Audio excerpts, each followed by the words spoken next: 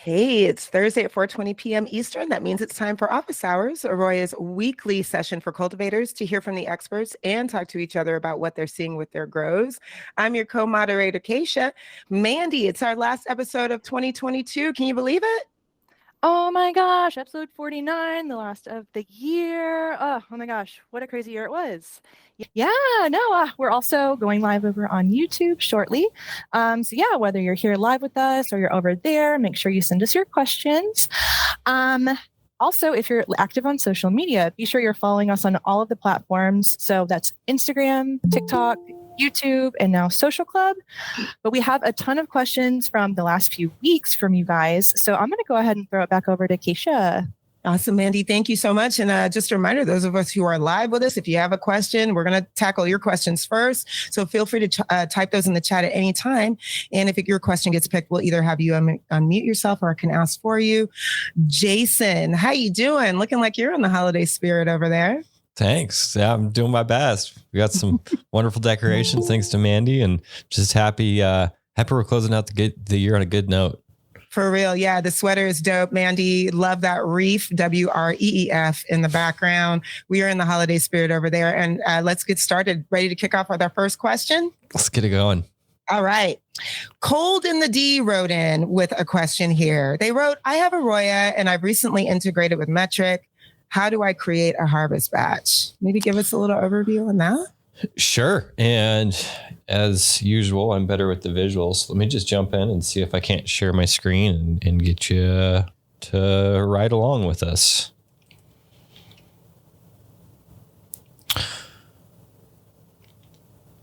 All right. So it starts off kind of similar to how you would be using it if you weren't Metric integrated.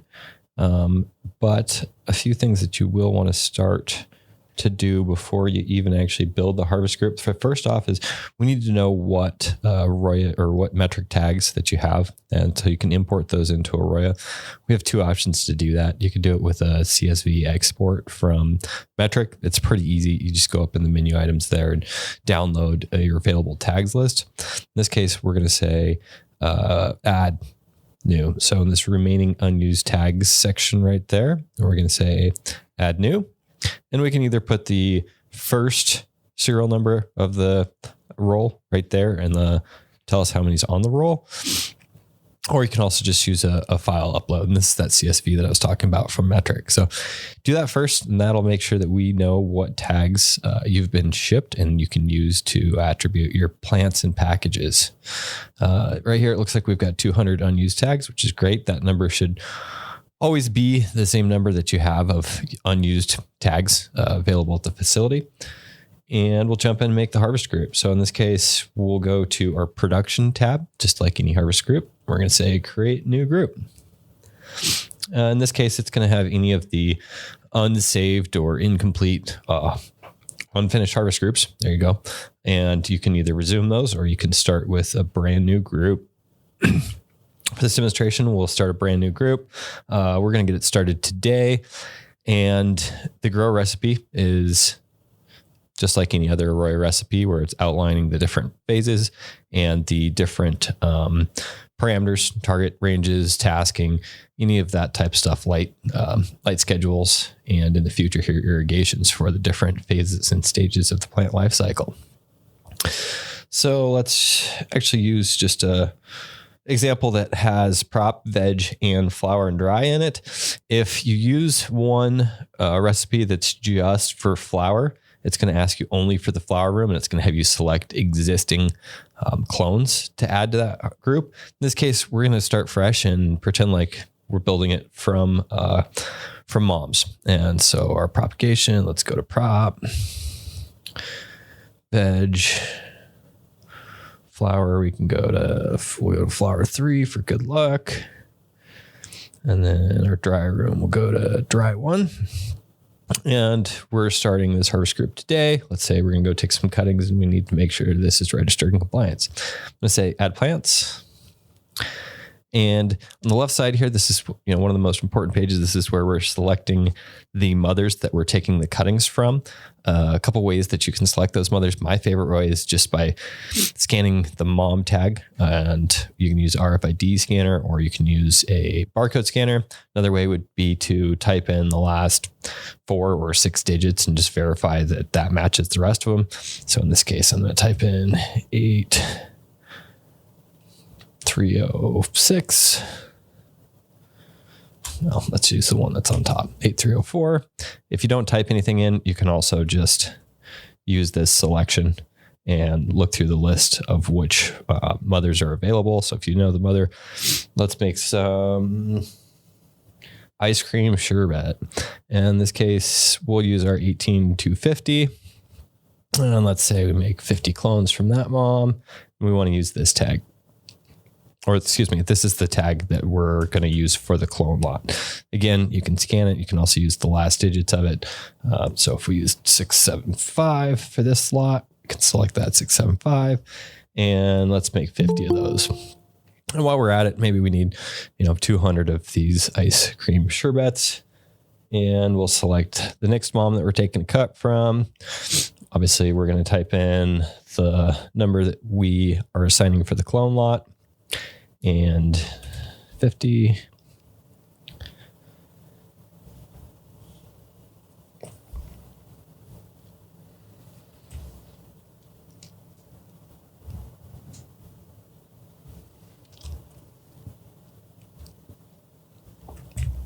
Great. Now I know I've got 200 clone cuts that are going to be registered into the system, and we can go to the next step, plan rooms. So you can see basics was the last screen that we went through. Add plants is the screen that we're on now, and plan rooms is going to allow us just to give some more information about where these plants are going. So propagation, let's just use zone 1 for all of my plants in this case. And you can do, mixed cultivar lots as well. Obviously, anytime that you're monocropping, things are going to be a little bit easier to steer. But if you had multiple strains in multiple zones, you can select which zones those strains are going into. Looks like zone 1's already used. Let's see if we can use zone 4. Yeah. And this is a demo system, so there might be a few things here that aren't real happy. We always really recommend that people do use the zone features in Arroyo because that's what's going to help attribute your substrate data to the specific cultivars that you have. And that way you can build a more detailed record. Sure, if we had a bunch of substrate sensors in a room and we were getting information, we could attribute that all as an average. But if you detail it in here, then you can start to actually track the different performance of areas in the room and or different performance of the plants in the room.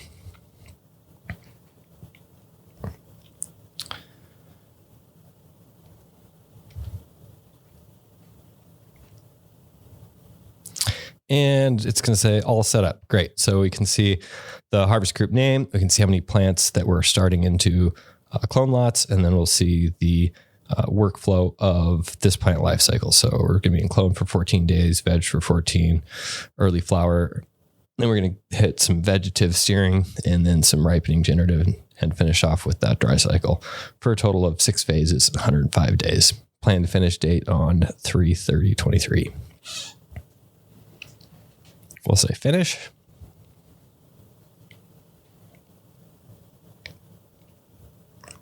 Up in the top right, we can see save succeeded. Now we can start to look at what this harvest group is going to be like. And we can also check into production and just verify everything looks good. Cool. Ice cream sherbet, no action items right now. When we do begin to break those out, we'll have other options like advanced to veg, tag plants, and then towards the end of harvest, we'll have harvest plants. And so tag plants is going to be making individual serial numbers from your clone lots. You can select your clone lots. This is a different harvest group that I have. Very similar process. We're going to say, hey, let's use the starting ID. How many of these plants are we actually turning into viable flower plants? And then we can say create sequence, record it on the right, and that's going to start building out individual tags as you put them on the plants. It's always best usually to use sequential tags if you can. If you can't, obviously you can do a quick audit with a barcode scanner or RFID scanner. And then when you get towards the end of flower, obviously you're going to have harvest plants. This is where you can enter your plant weights. We've got two options. You can obviously scan plants or weigh plants individually. Traditionally, some markets require you to have a weight per plant. In this case, definitely best to use your RFID scanner and compatible, preferably a Roya scale. Scan the plant tag with your RFID scanner, weigh the plant, and when it stabilizes, it's going to automatically push. So we call this our touchless harvesting system, simply because you don't ever actually need to touch the computer until you're done harvesting and you want to review and finish. In this case, you just scan the plant. It'll select the tag when you scan it, throw it on the scale, and it'll push through all of this without touching the computer. So that is kind of the quick and dirty on how to build a harvest group, how to transfer your harvest group into different rooms and into different stages, and then finally harvesting that group of plants as well. Amazing. Jason, thank you so much for that. Do you mind just reminding our visitors where metric integration is currently available through Roya? Yes, it is available in California, Michigan, Massachusetts, Nevada. I think we got Arizona done, Colorado. I'd have to get the list in front of me for any of the rest of them, but I know that's where we're at. Awesome. Yeah. Perfect. Thank you so much. We're going to keep this moving. We think we got some YouTube questions, right, Mandy? Yeah, we did. We got a couple questions in. Iron Armor wrote in. We just recently switched our veg room to LED from CMH. I'm still having a little trouble adjusting to the LED learning curve. What are some changes I can make and things I should be watching out for? Great question. One of my favorites is to always work with people when they're upgrading to LEDs. One of the very first things to think about as well is, how much light intensity is those LEDs versus the HPS or the CMH, ceramic metal halide in this case. And what that's going to do to your plants and your environmental factors. I know we did do an episode at some point in time that covers this very well, but we'll jump into the basics for a quick brief on it. Look at light intensity. Definitely get an idea of the HVAC differences that are happening. Any traditional HPS or CMH light's going to create a lot more heat than an LED will. And so hopefully you can make some adjustments to your HVAC systems. If you're completely indoor, then you can save a lot of power on cooling in there. And that kind of moves right into the next idea. And that is that traditionally, and ideally, it would be awesome to have a spectrum comparison from the manufacturer of your CMH versus your LEDs. A lot of times when people are moving from HPS, as a great example, the spectrums can be different. We're going to see a lower radiation to room temperature ratio when we move to LEDs. Simply what this means is that far red light and more infrared light that's traditionally produced by HPS is actually heat up the leaf surface as radiation.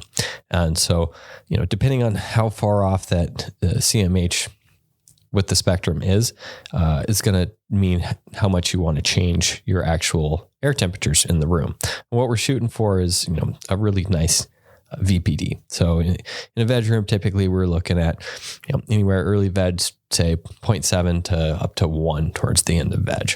And if you do have leaf surface temperatures, you can also kind of use that to evaluate how much you want to go up in temperature.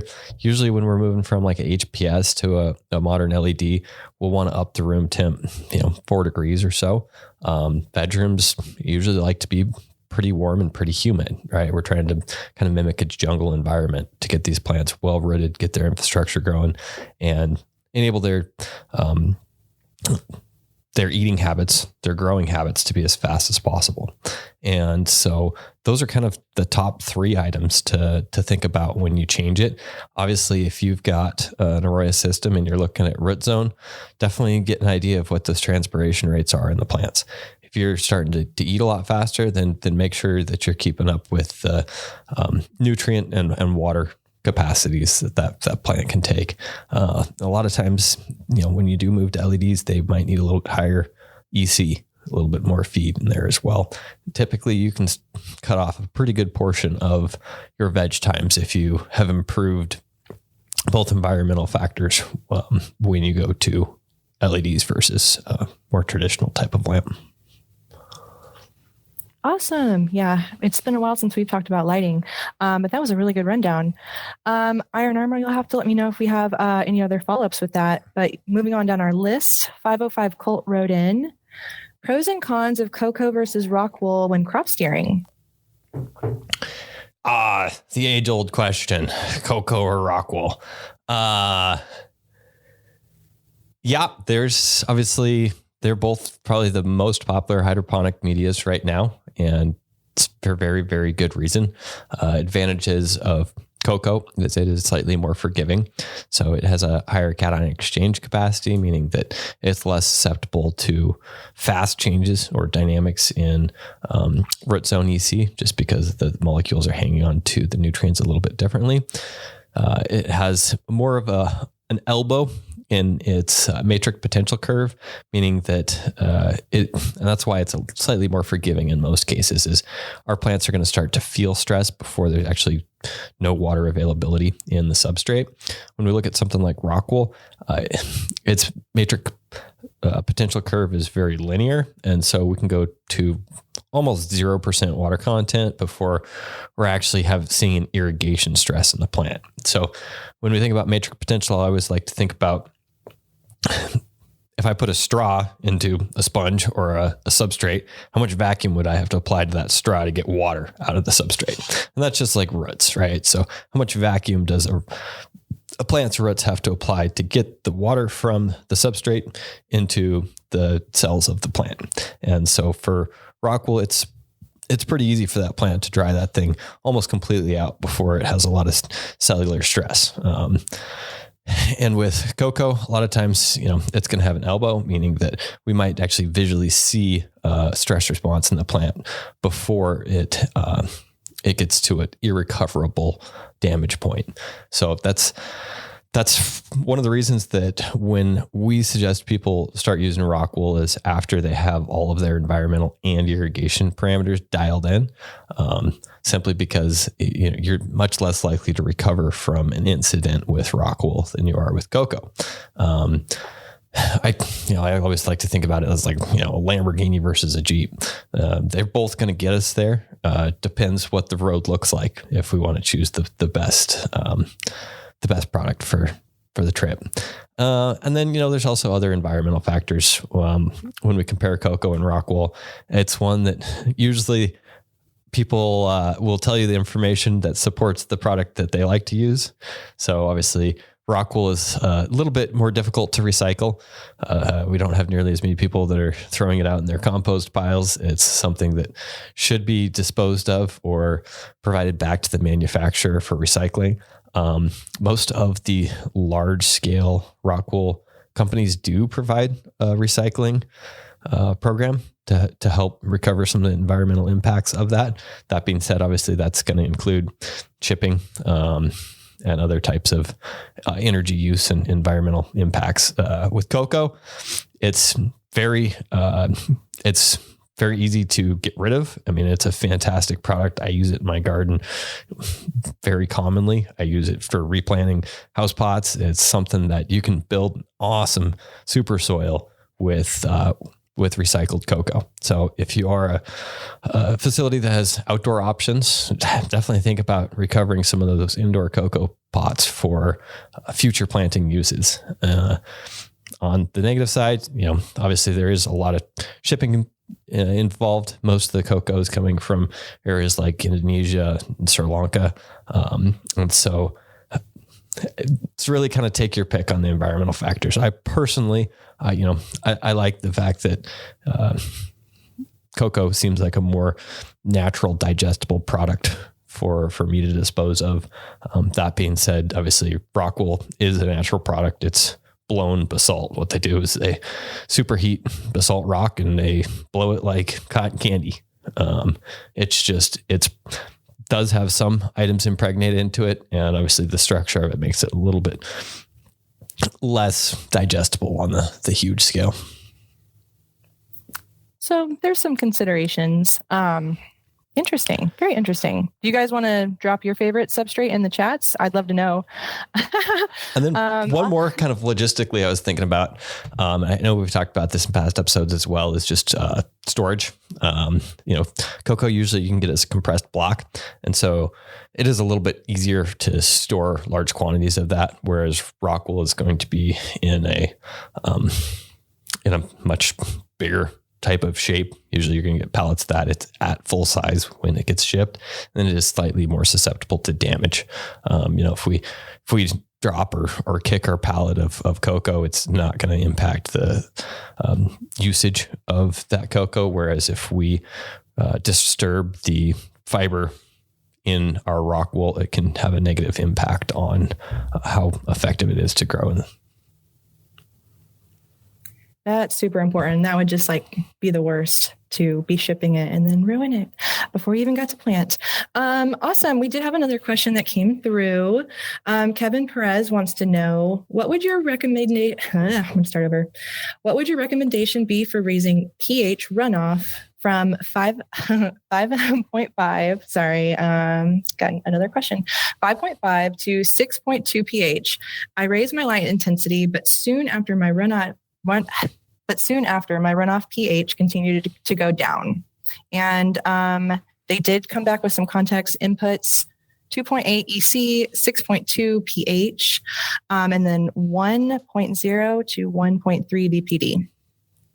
Let me know if that makes sense. Yeah, it does for the most part. And it sounds like you're definitely in flower based on those EC and VPD numbers.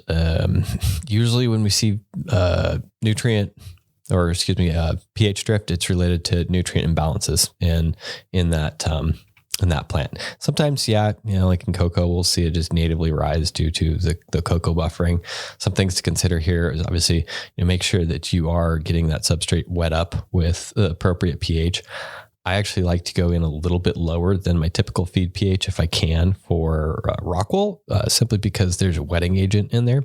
It's a surfactant that allows the rock wool to wet up perfectly the first time. And it's why we talk about avoiding dry downs beyond, say, 35% in rock wool. Is after that wetting agent has been pushed through it, then it doesn't necessarily have the ability to soak back up like it does from the manufacturer for original wet up. And those surfactants are usually a little bit more basic. So I'll go in at slightly less, say 0.2, 0.3 for my initial soak up, just to try and wash any of those surfactants out and make sure it's balanced. That being said, if you do a good job over soaking, say after you slit the bags, you run a couple irrigation cycles through, you may not need to have that pH drop. So it just depends on what your irrigation system looks like, on what is easiest for you to do. Getting back to the question, sorry, I got kind of sidetracked there. Check out your leaf tissue analysis. That's going to give you an idea of what the plants are eating, and why that pH imbalance is coming into your runoff. Sometimes, if you're going from a 5.6 to a 6.2, you're probably just right at the edge of being concerned on how it can affect your plant growth. Usually we'll see some amount of drift in pH, and that's inevitable in anything but an absolutely perfect system. It's going to come down to what nutrients you're using and what strains that you're growing, on how they eat the different elements in the nutrients. So the best thing you can do there is get a leaf tissue analysis and just check in on if that plant specifically is preferring cations or anions. Awesome. Thanks for that, Jason. We had a bunch of questions come in that time also. Iron Armor wants to know, when going from an LED veg room to an HPS flower room, should I be matching the DLI from veg to flower, or should I be roughly matching the PPFD because of the change in spectrum? I would go with DLI. Absolutely. And then, at this point, most of our LED manufacturers make pretty good LEDs for both veg and for flower. I know some of them out there have even selectable spectrums so that you can help the plant use light at the right ratios during the times. In other industries, and we're seeing it pretty commonly with most cannabis plants right now, is that more blue light does help early plants develop roots, stems, stalks, the infrastructure, the vegetative type of growth that we're trying to hit as hard as possible during veg. And then a lot of times when we get towards the end of ripening, just like natural mimicry, the little bit farther red helps the plant develop its terpene profiles, finish off and ripen the buds as well. So you're probably on a great track. Using LEDs and veg is going to help you cut that veg time. Using HPSs because it's what you have in flower. Definitely a good route to go. I would use DLI, and that's simply because when we are hitting those different chlorophyll A and chlorophyll B, it's really going to be the sum of photons that's hitting the plant. And so when we drop our light cycle from an 18.6 to a 12.12 cycle, obviously we have about a third, 33% less time under the lights. And we want to make sure that plant is keeping up with the growth rate that it has come out of veg at, which means we need to get it the same amount of energy. When we look at the basic process of photosynthesis, it's CO2 plus water catalyzed by light turns us into digestible sugars that the plant makes its biomass from. And so you definitely want to make sure that you're not dropping out light at a point in time where you can definitely make plant with what's coming into it. As far as how much people want to ramp up after they've gone into flower, I've seen a lot of different tactics here. You have a lot of people that, say that, hey, we need to, baby these plants going into flower. A cannabis plant is a very light hungry type of plant. So usually I only try to step the lights up maybe once or twice. So as I'm coming out of veg, I'll match the DLI in my flower, which means that my PPFD needs to be about 33% higher the first day of flower. And then I'll usually try and step up to full intensity in 5 to 10 days, depending on how big that step is based on my lights. Awesome. Thanks.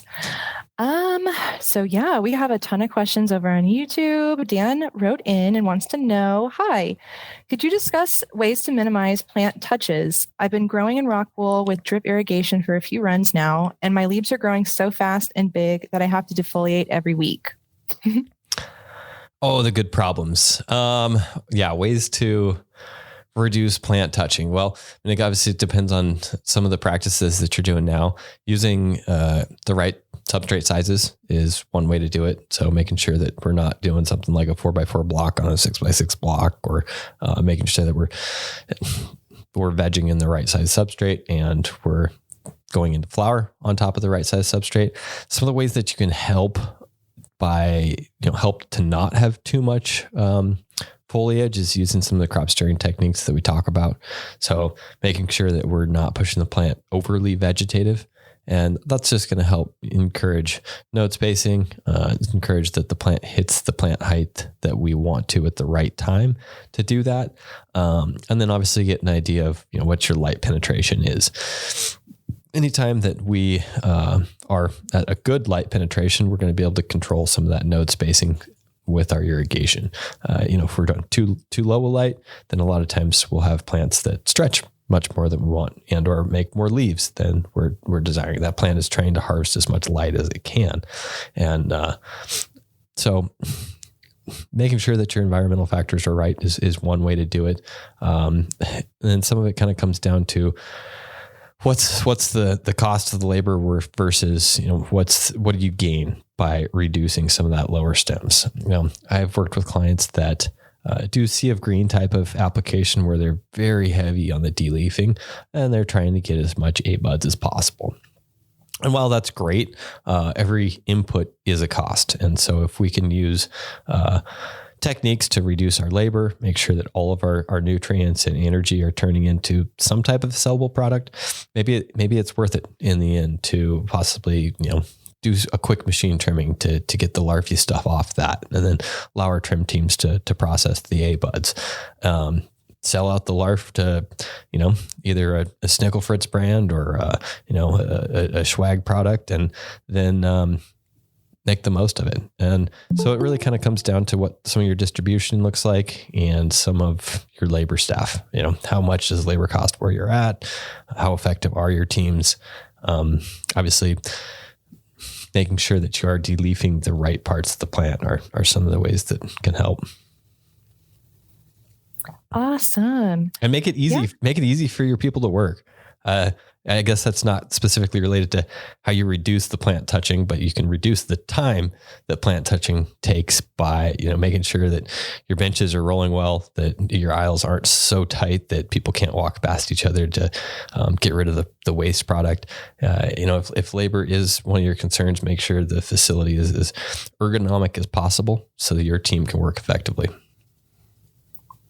That is a great note. Ergonomics can add to efficiency. That was my last job. Enough about office chairs. We have some more questions over on YouTube. Jason wrote in. Hi, another Jason. They're from South Africa. I found fusarium in some trees. How do I deal with it preventatively for the next run? Fusarium. So, some of the rot, it's usually related to some root, issues. A couple things that you can make sure that you're using a sterilized media. Obviously Rockwool and cocoa these days are on the top of it. They've got very low organic matter. Both of them are sterilized usually from most all manufacturers when you get them.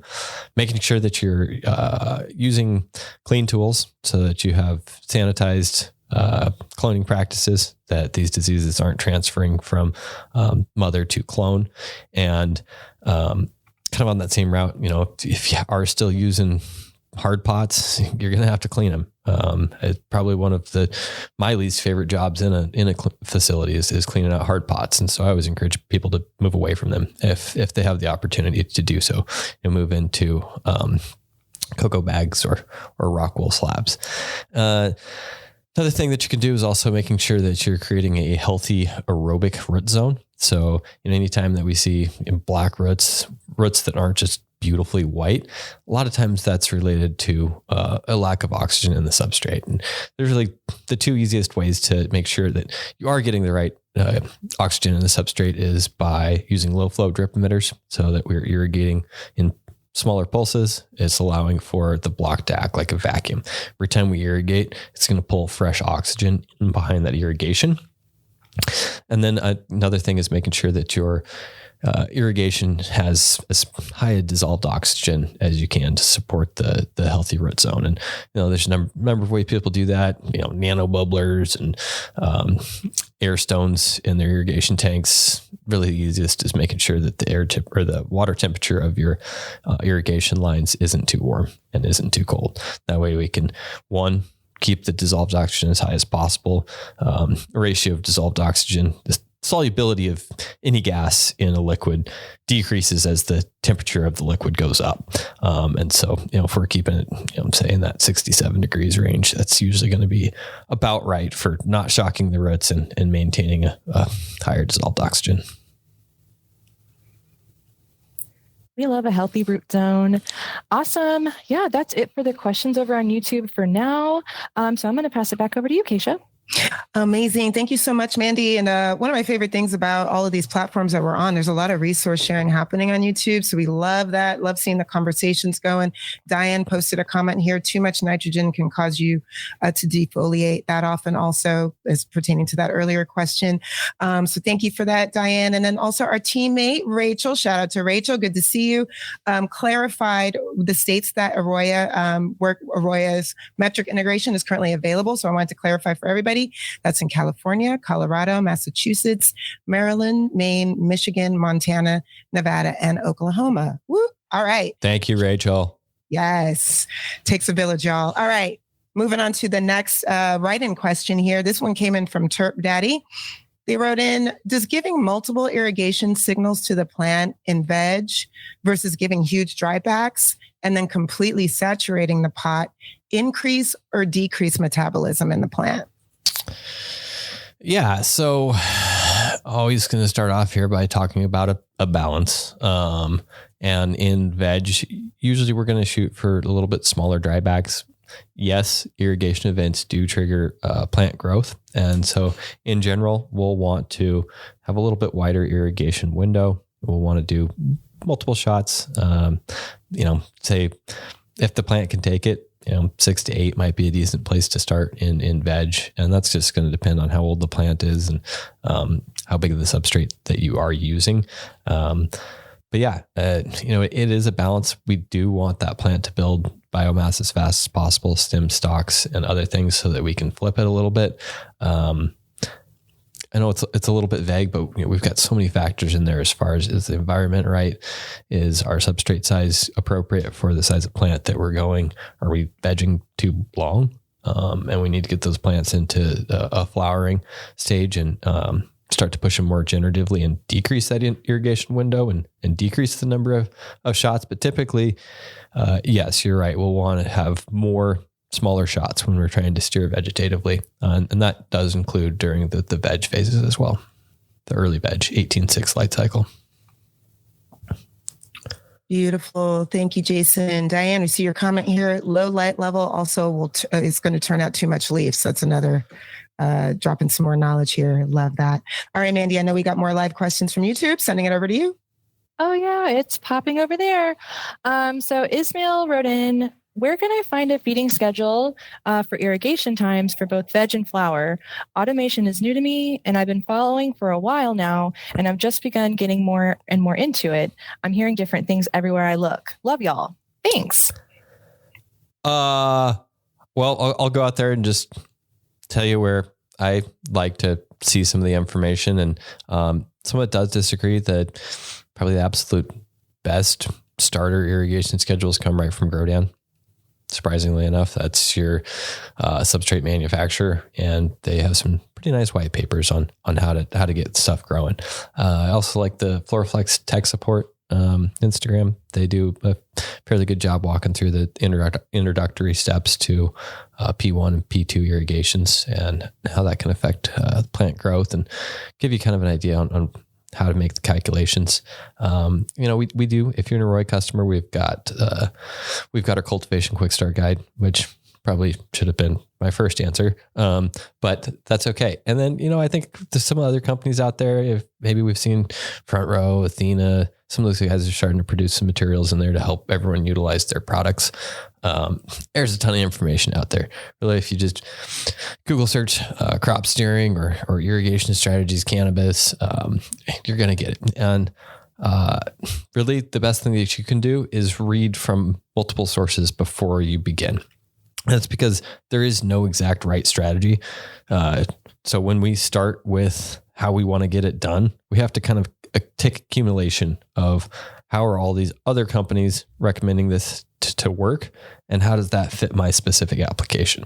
Are my light levels going to keep up with the transpiration rates that are described in the white paper that talks about what their transpiration rates are, right?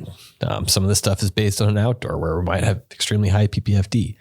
Some of it might be using a different substrate size or substrate type. Some of it might not be at the nutrient levels that you need to be at. So the best thing you can do is use your tools to build the knowledge that you're at, and then reassess using those tools and see, did I make an improvement? Have I decreased it? How many things did I change? Which one of them made the difference? And so I usually try to help people not get too excited about making all the right choices at once, if you will.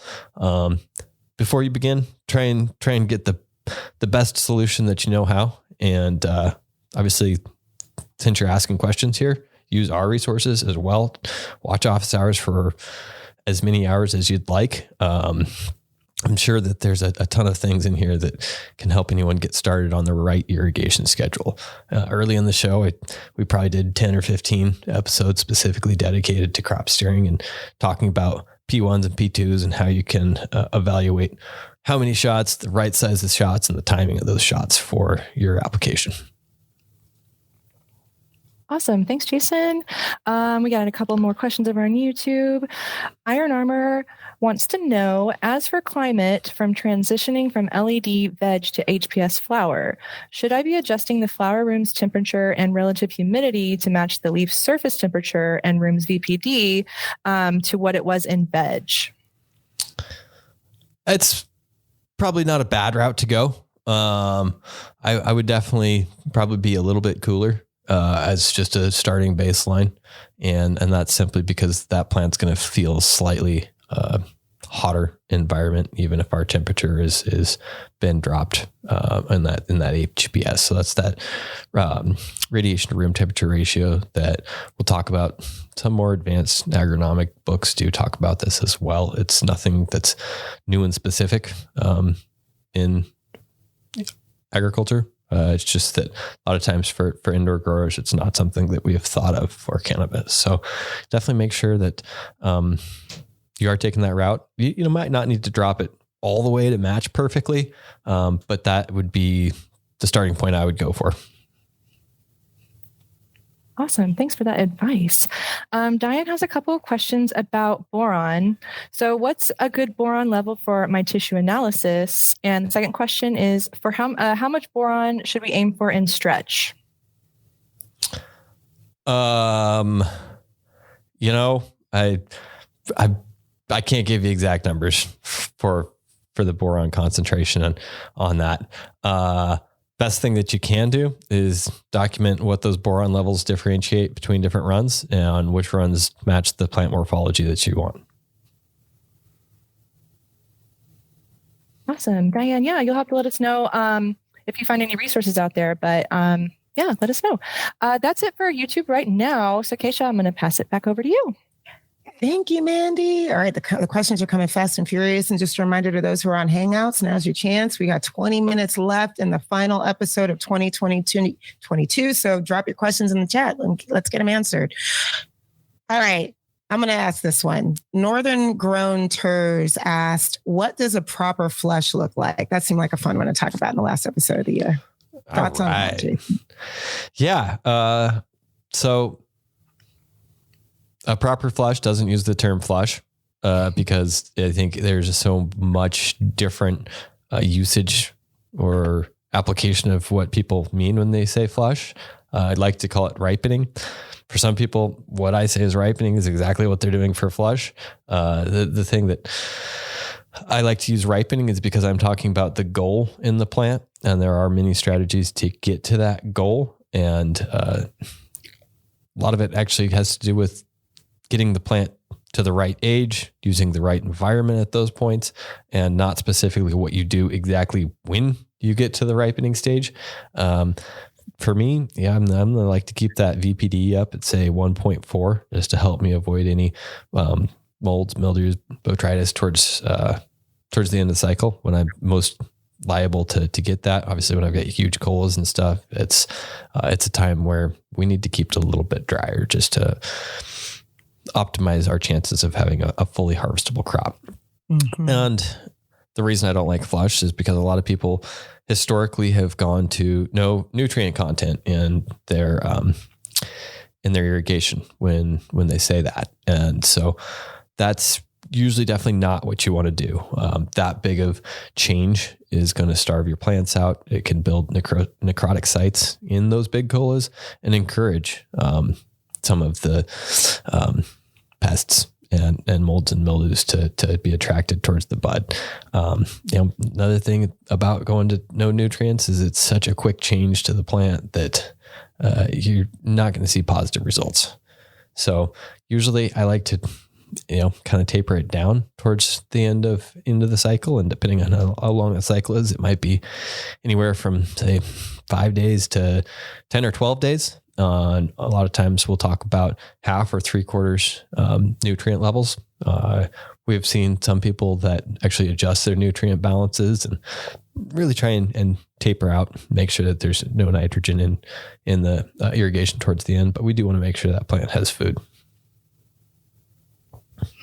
That's a perfect segue into this next question here, which was submitted by French Flair. They wrote in, what is the impact on the nutrients on the yield? And they wrote cannabis nutrients versus agriculture. Well, if I hear that right, cannabis nutrients are just a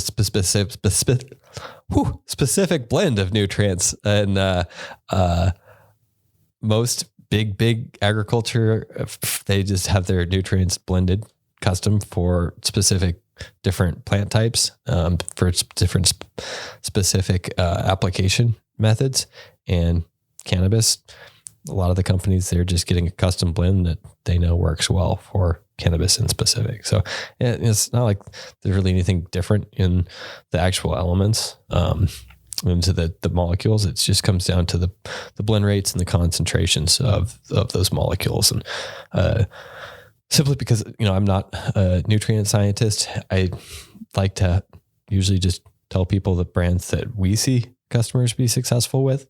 And if they have an agricultural scientist that, does nutrients and chemistry, then, feel free to source your elements and do your own blending. That's what the nutrient companies do for the people that buy the chemicals from them. Awesome. Jason, killing it as usual. Thank you so much. All right, Mandy, we got YouTube questions. Oh yeah, we do. Craig wants to know, when daily drybacks in generative steering exceed the medium's ability to stay above an extreme low volumetric water content, so 35 to 40% in rock wool, are less larger shot size or more smaller to bring volumetric water content up enough to not have to P3? Let me know if you want to hear that again. No, I got it. If you are there, then you might be growing too big of plants for the size of substrate that you're in. And so kind of think about that going forward. Almost any time that you hear Seth and I talk about solutions to solve problems, it comes down to why are we dealing with this problem rather than what can we do right now to make things better. I would probably go with, more smaller shots, just to try and keep that water content up towards the top, a little bit higher. Obviously that's going to be steering your plant less generative. So if you are in generative steering, just keep in mind, hey, my substrate is limiting me on the control I have over this plant's morphology. Super important stuff to keep in mind. Yeah, you'll have to let us know if you have any more follow-ups. But yeah, I'm going to kick it back over to you, Kaisha. Doing it here. All right, folks. We got a few minutes left in the show. Live, folks. Now's the time. Type in your questions. This came in from Drunk Nomad 420. I love the handles. They want to know, when in vegetative bulk, is it important to achieve 30% runoff? It's going to depend on your media a little bit. Like 30's pretty high. Those are hungry plants if you're in the right size substrate. Kind of coming off of our last question, you might have a plant substrate size mismatch where you're just pushing it, way too hard. That being said, big drybacks during veg bulking means that plant is utilizing a lot of nutrients and water as far as percentage goes. Obviously, if I'm growing a 6-foot plant in my little cup here, a 30% dryback would mean that I still am not getting anywhere near enough water and nutrients to optimize that plant. That's why we talk about optimal substrate sizes, making sure that we can modulate in the appropriate water content ranges and still get the amount of plant that we want to grow. Wonderful. Thank you for that, Jason. All right. We got a good one from Demo Grown here. They wanted to know, what's the best way to steer the crops the last few days of flow, say day 45 through 63. And then they list here VPD and temp. So I don't know if they're looking for some ranges there. But yeah, what are your thoughts? Best way to steer crops the last few days of flow?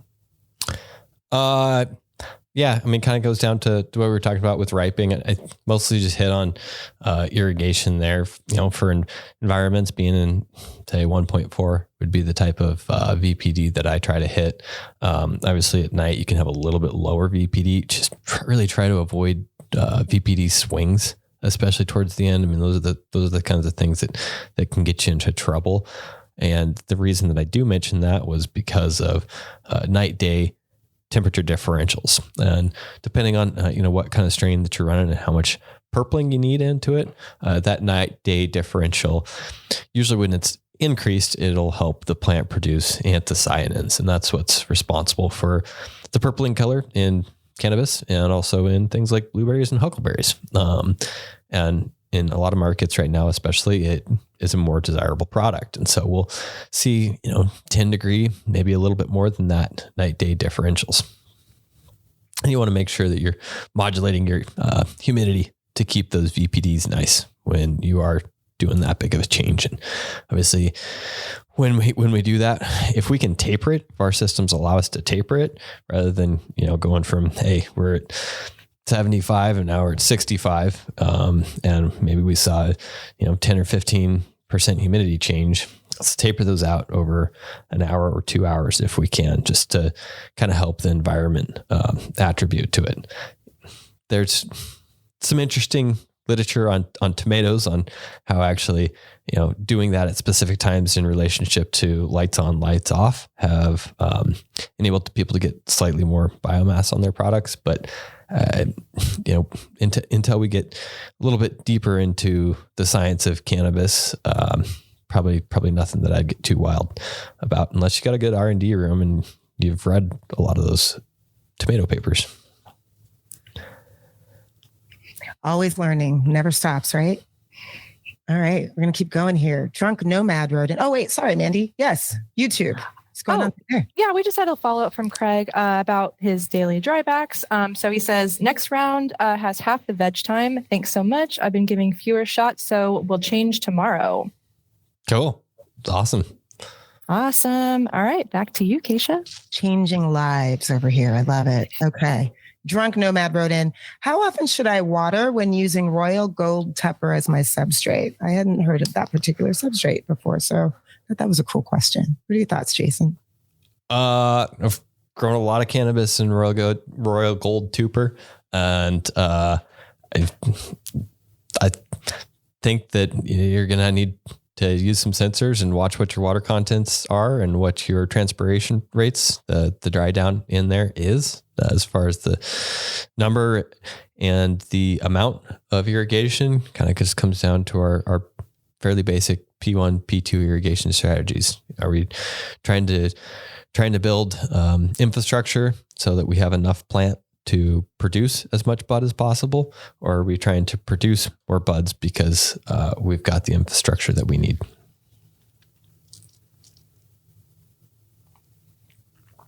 Sorry, too many windows open. I feel like that's probably a general rule of thumb for any substrate. No, Jason? Yep, for any substrate.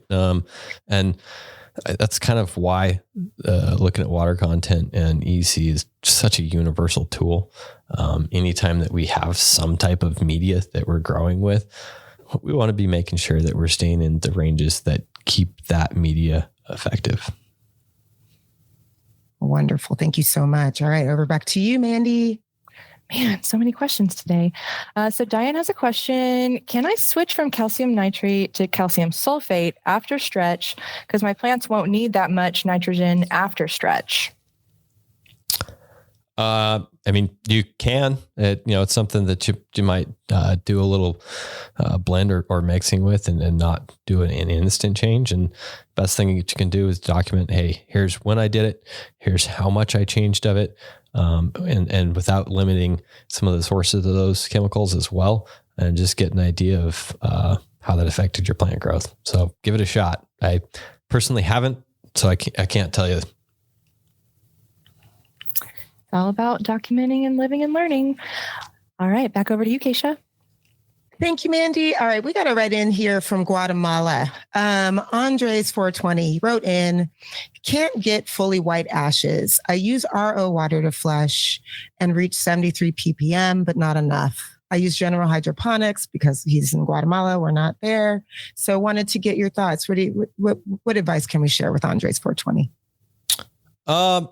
Just making sure that you are harvesting at the right time is probably one of the easiest ways to do it. Obviously, some results have shown that making sure that you've decreased the amount of nitrogen in towards the end The white ash thing is, I think, a lot of times where people do want to go to straight RO. That's not how we like to solve it, because we don't want to jeopardize the chance of crop loss due to plant starvation and necrotic sites in the buds. So yeah, I would probably keep feeding it nutrients and maybe just modify that plant uptake with a little bit higher pH or a little bit of an adjustment to your nutrient blend. Obviously, if you are just using some general hydro pre-mixed nutrients, you may or may not have an easy option to taper out something like nitrogen.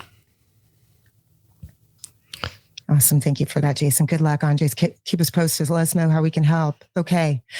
Fire Station wrote in, when do you start the elevated EC levels prior to stretch? Looking for some advice there.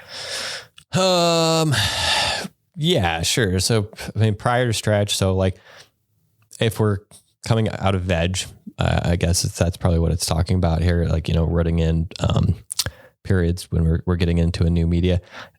Most of our system, we don't usually recommend people do too many EC adjustments. We like to use the actual crop steering techniques to modify the EC in the substrate itself. So if we got a much bigger dryback, then our daily EC in the substrate is going to be higher, simply because we're not pushing it out with fresh nutrients. We're allowing a little bit of nutrient buildup. And so, when we talk about generative stacking, that's exactly when we're talking about it. And if we're transplanting right when we start flower, so our plants are going onto a bigger substrate right at 12-12, usually we'll run through 3 to 5 days of root in and dry down, maybe a little bit more, maybe 7 days if you need a little bit bigger dry down.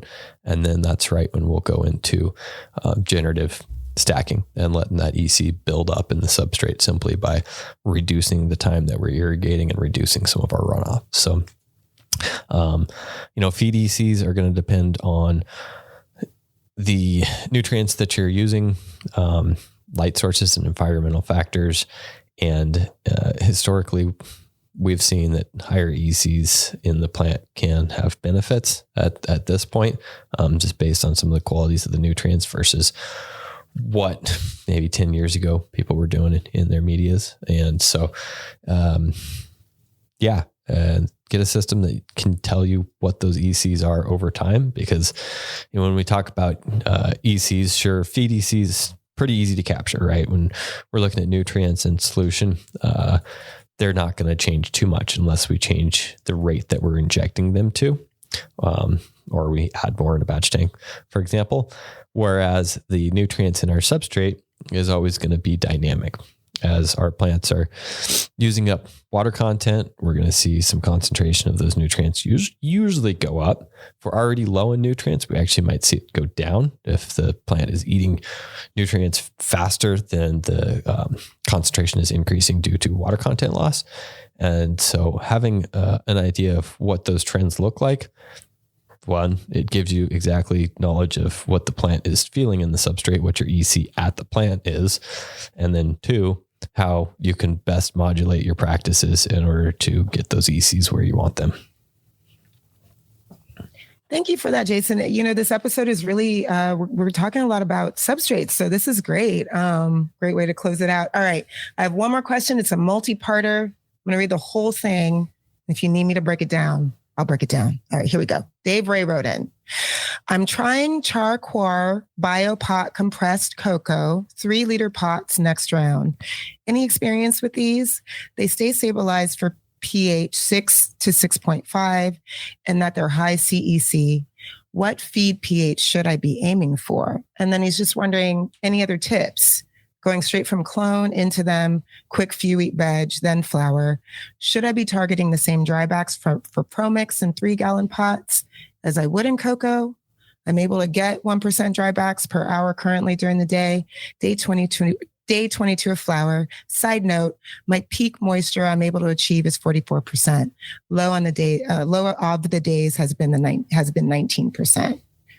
Do I need to rewind a little bit? Break that down? I think I've got most of it. We'll just start off with some of the easy ones.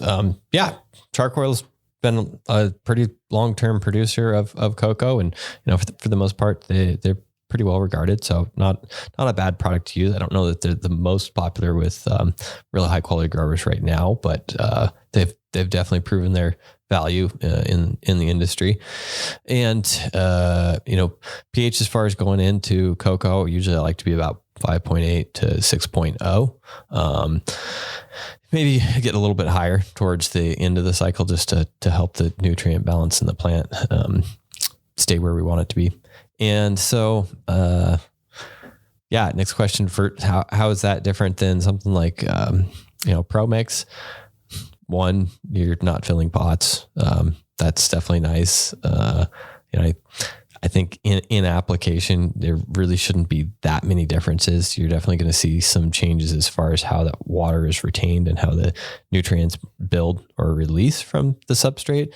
The best thing you can do is use time series data. Use a system like Arroyo that gives you an idea on how you can adjust that for growth parameters that are similar to what you're used to. Amazing. Thank you, Jason. All right. Normally we would close down the show, but we had a couple more questions and on YouTube. Mandy, can we take them? Can we get it? Get it in? Yeah. You guys know I can talk fast. Okay. So Craig wants to know, can I assume when runoff first occurs that the heavier elements in solution are more likely to be washed out before the lighter ones, having problems keeping calcium levels up and nitrogen down with CaNO3? I think that you know what that means.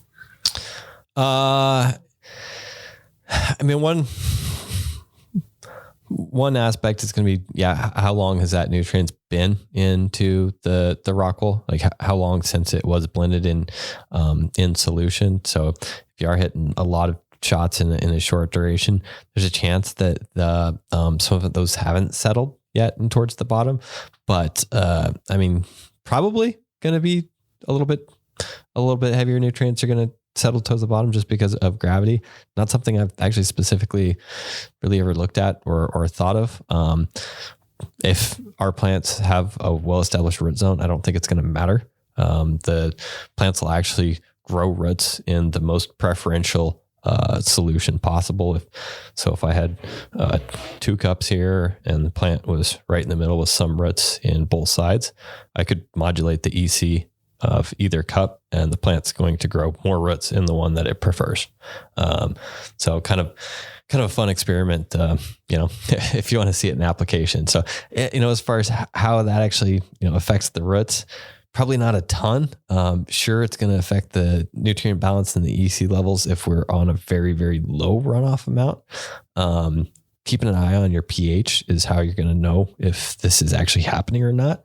And making sure that you have leaf tissue analysis to say, all right, well, I'm seeing this happen even though my plant tissue is showing a healthy balance. And you can use, sap analysis as well too. Really just whatever you're used to using, what you have documented and what's most available for you to get those tests done. Awesome. Thanks for that. Oh yeah, we're rounding out our hour and we have 2 more questions. They're both from Kevin over on YouTube. So he wants to know, what humidity do you go for when curing the flowers in jars after the 12 to 14 day dry? We'll start with that one. So, in a 12 to 14 day dry, we're usually shooting for a water activity, specific number. A lot of times we'll talk about 0.58. And it does slightly depend on what your consumers prefer. The reason that we are looking at something like a 0.58 is just to help make sure, by the time it's packaged, it hasn't gained any water content, and that you're not losing more quality than you need to by over drying, more weight than you need to by over drying. So in something like a jar like that, if I have a 0.58 water activity going into the jar, then I want a 0.58 water activity during the cure cycle. And that's going to mean that I'm maintaining a water balance in there and we're not having any moisture transport between the bud and the environment that it's curing in. Awesome. Sweet and succinct. So Kevin had one final question. Do you recommend stacking EC in late veg a week before flower? In late veg, I mean, we could. I mean, it depends what you're trying to do with your plant heights and if you've already transplanted or not. You know, if you've already transplanted into a new media, then you know, you might want to keep that media stabilized during that time frame. If we're going to transplant later on, it might be nice to, you know, start to let your ECs stack up a little bit so that you're ready for the ECs that you're hitting in flower. You know, a lot of nutrient brands are also recommending that people have higher ECs during their veg, you know, especially if they are vegging in LEDs. So really kind of just depends on what your targets are, what your room parameters are in order to make the balance. Obviously, we don't want to make changes too fast. But if we're looking to alter plant morphology, then that's an option. Awesome. Thanks for that. And that will be it for us over on YouTube. Thank you guys so much for all your questions and shout outs. Kaisha, I'm going to pass it back to you. That's the truth. Thank you to everybody on YouTube. Thank you to everybody on Hangouts today. Anybody who's watching this later on, we really appreciate you. Jason, you killed it. Thank you so much for answering all of these questions today. Shout out to Seth. He was traveling today and not able to make it in time. And then, of course, Mandy, I could not do this without you. And also thank you for bringing the holiday spirit with our decorations.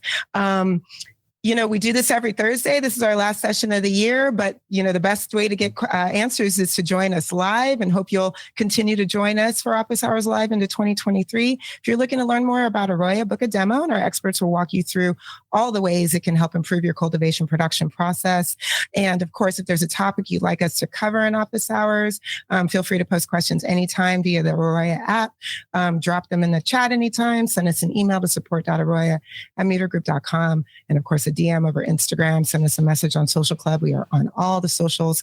We record every session. We'll email everyone in attendance and link to today's show.